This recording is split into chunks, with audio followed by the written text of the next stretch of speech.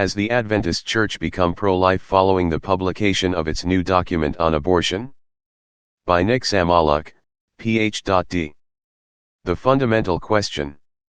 15 years ago, when I was writing my doctoral dissertation on abortion, my objective was to determine whether my Adventist Church was pro-life or pro-choice. Through this video now I pursue the same objective.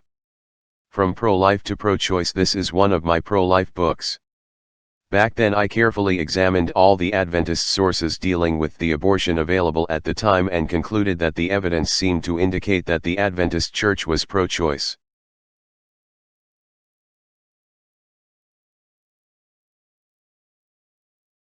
Since that date, an important event has taken place in relation to the Adventist position on abortion: the publication of a new document on abortion approved by the General Conference Executive Committee in 2019. The question is, has the Adventist Church become pro-life following the publication of its new document on abortion? Some Adventists believe that the Church is now pro-life, others disagree. Finding the answer. This seems to contradict what leading pro-life Adventist experts believe. Therefore, my question is, who is right? Fortunately, we have no need this time to do a lot of research like I did when I was writing my doctoral dissertation.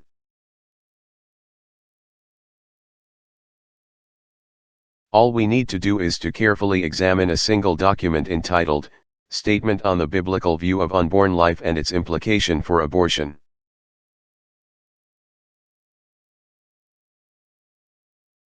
Examining the evidence. This new document on abortion is composed of 6 sections. Let's take a look at it in order to determine whether our church has in fact become pro-life.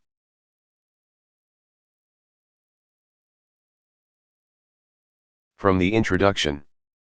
This statement affirms the sanctity of life and presents biblical principles bearing on abortion. This statement seems to be pro-life.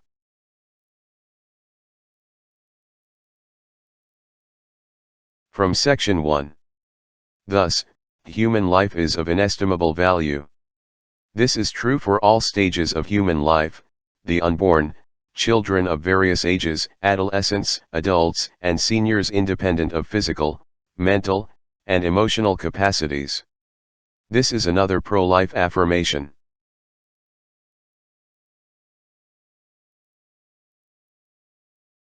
From section 2. God considers the unborn child as human life. Prenatal life is precious in God's sight, and the Bible describes God's knowledge of people before they were conceived. Section 2 seems to be pro-life as well.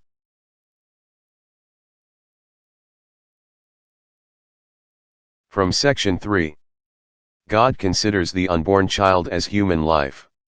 Prenatal life is precious in God's sight, and the Bible describes God's knowledge of people before they were conceived. Life is protected by God. It is not measured by individuals' abilities or their usefulness, but by the value that God's creation and sacrificial love has placed on it. These two affirmations reflect also the fact that the document seems to be pro-life. From section 4. Since God is the giver and owner of life, human beings do not have ultimate control over themselves and should seek to preserve life wherever possible. This statement is also pro-life, and it destroys the claim of those pro-choicers whose mantra is "my body, my choice." From section 5. The Bible teaches care for the weak and the vulnerable. He does not hold children accountable for the sins of their fathers, Ezekiel 18:20. Both statements are pro-life, and the second one makes the abortion due to rape and incest a violation of the Sixth Commandment. From section 6. Consequently, in rare and extreme cases, human conception may produce pregnancies with fatal prospects and/or acute, life-threatening birth anomalies that present individuals and couples with exceptional dilemmas. Decisions in such cases may be left to the conscience of the individuals involved and their families. Is this statement pro-life or pro-choice? It bears the marks of the pro-choice position on abortion, I believe, and it mars the pro-life character of the entire document. The phrase fatal prospects indicates that the unborn baby might die or live. Is it morally correct to take the life of those babies we believe they may not survive? Are we to play the role of God? And the phrase threatening birth anomalies has the same moral problem? Can physicians predict with 100% accuracy which babies will survive?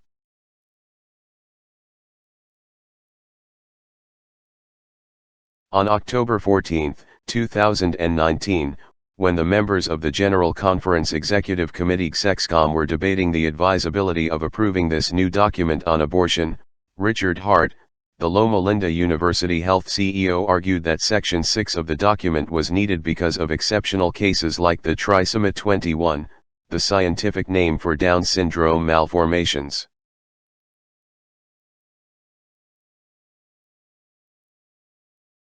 Hart stated that trisomy 21 babies are incompatible with life.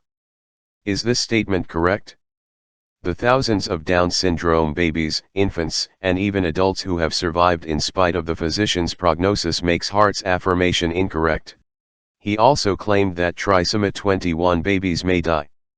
Is this a good reason to abort them in spite of the fact that doctors' prognosis are on many occasions incorrect?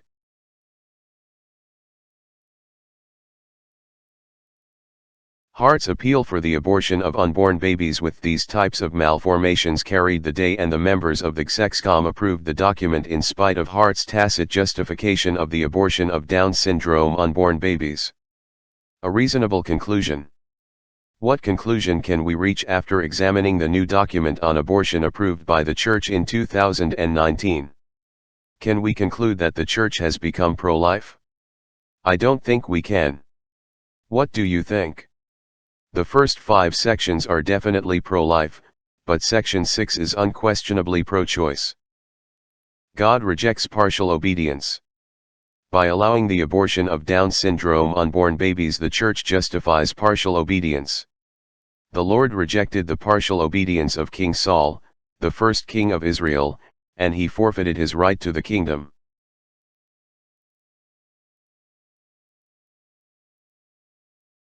The need to avoid deception.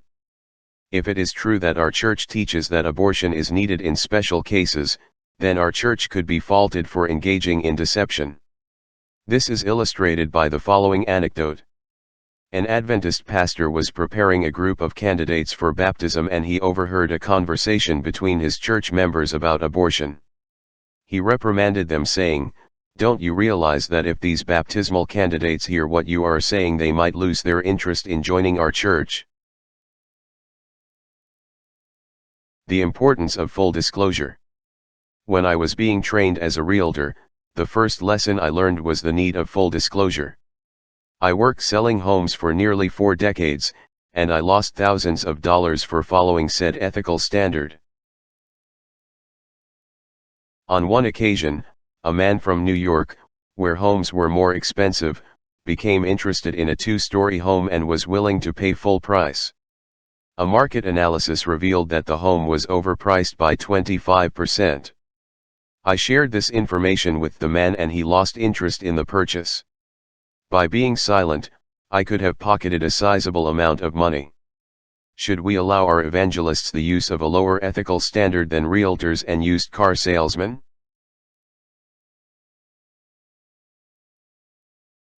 Our evangelists advertise our church as the only denomination teaching the validity and permanence of the 10 Commandments of the Decalogue. If we teach that abortion is needed for the sake of Down syndrome babies, then our evangelists are in fact engaging in deception.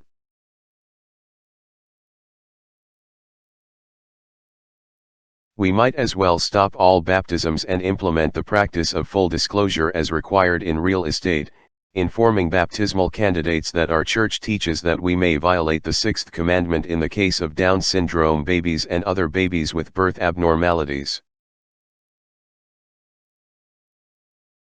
If we can't see that Down syndrome unborn babies should be allowed to live, might be evidence that we need the eye salve offered to the members of the Church of Laodicea in the book of Revelation.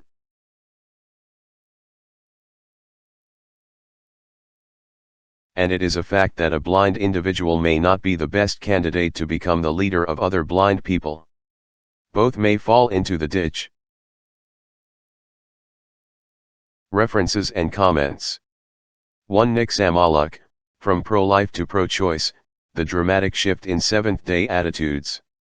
Loma Linda CA, Publisher Nick Samojluk, 2007 314.